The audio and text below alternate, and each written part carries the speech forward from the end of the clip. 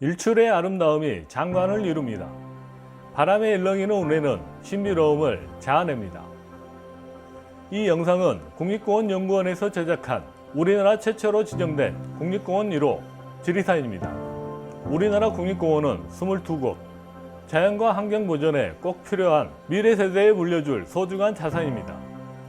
국립공원은 우리나라 자연 생태계의 건전성과 생태축의 보존과 복원, 기후변화 대응 등 자연을 보호해야 하는 국가의 책임과 의무를 실현하기 위해서 꼭 필요한 제도입니다.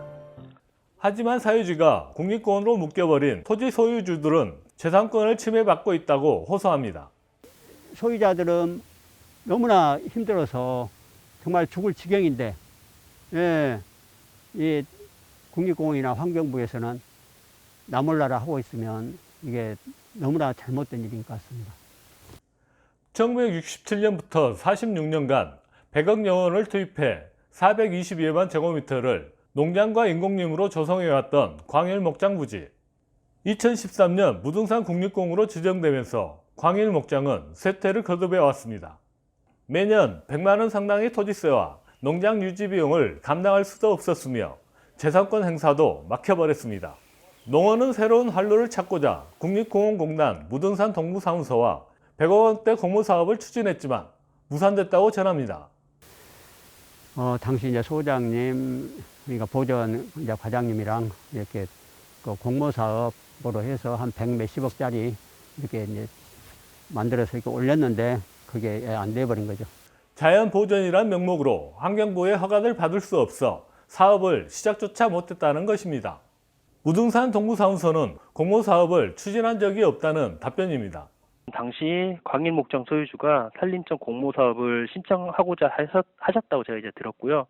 이에 대해서는 우리 사무소가 관여한 바는 없다고 지금 알고 있습니다.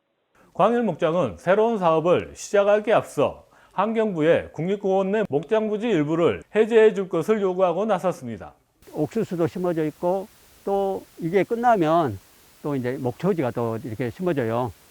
그러면 계속 이것과 더불어서 또 꽃까지도 같이 이렇게 조성을 해 놓는다면 북해도에 못지않는 이렇게 관광 목장이 고창의 학사농원과 일본 홋카이도 팜도미타 농장처럼 자연 관광 자원으로 활용하겠다는 것입니다.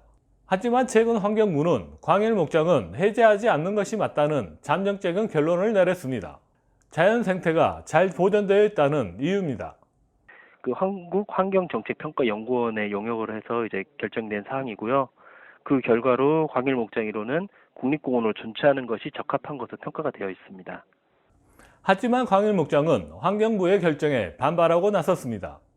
자연 생태 보존이 양호한 지역이 아닌 인공적으로 수십 년간 다듬어져 왔던 광일목장을 지금이라도 즉시 해제하는 것이 잘못된 편임을 되돌리는 일이라는 것입니다.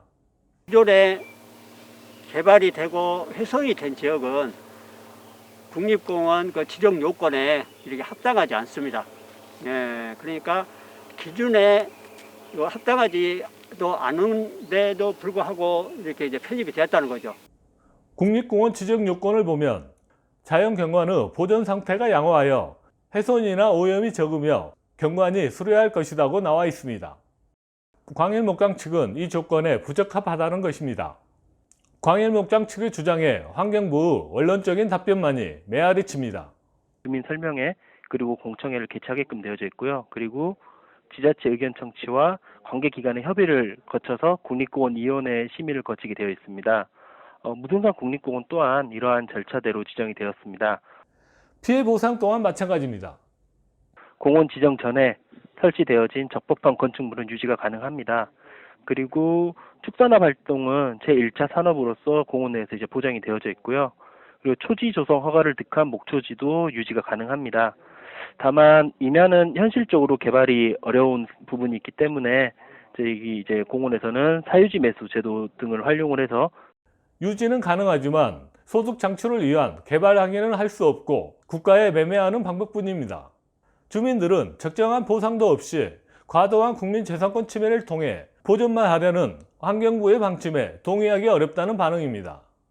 환경부는 공원 내에 포함된 사유지의 피해 상황을 파악하고 주민들과의 긴밀한 소통을 통해 정책적인 제도 개선이 시급한 실정입니다.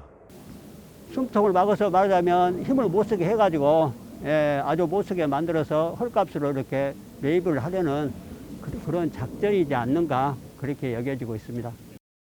뉴스픽처 이종혜입니다.